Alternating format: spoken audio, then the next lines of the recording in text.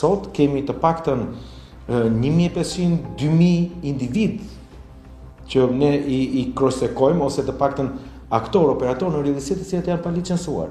Janë 4000 kusur nipte, 4445 nipte në QKB, të cilat kanë fushë veprimtarie, ndërmjetësim të pasurive paluajshme, por ndërkohë që nuk dihet a kanë licencë apo jo.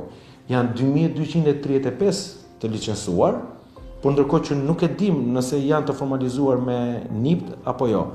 Janë pafund, të paktën në dijenin time do duhet të jenë diku tek 22000 lajmërime në portalet online, të cilat ti nuk e di kush qëndron nga mbrapa këtyre lajmërime. A ka njerëz të lidhur me krimin e organizuar, a ka vërtet pronar, a ka ndërmjetës, a ka ndërtues apo kush.